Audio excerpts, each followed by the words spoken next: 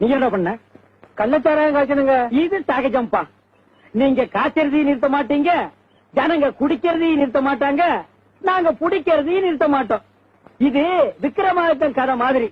Packet சாராயத்தை ஒழிச்சோம்னா அது பந்துக்கு பாயுது, பந்த ஒழிச்சோம்னா மறுபடியும் அது பட்டைக்கு பாயுது, பட்டைய ஒழிச்சோம்னா மறுபடியும் அது பாக்கெட்டுக்கே பாயுது. இது சுருக்கமா சொன்னா விட்லாச்சாரியர் படம் மாதிரி கூடு விட்டு கூடு பாயுதப்பா. ஏங்க இந்த குடியை ஒழிக்கவே முடியாதுங்களா? ஏன் ஒழிக்க முடியாது? இத தயார் பண்றதே நாட்டுல 8 கம்பெனி தான் இருக்கு. பெரியவங்களா மனசு பண்ணி ஒரே ஒரு டெலிபோன்ல இத தயார் பண்ணாதீங்கன்னு சொன்னா கேட்பாங்க.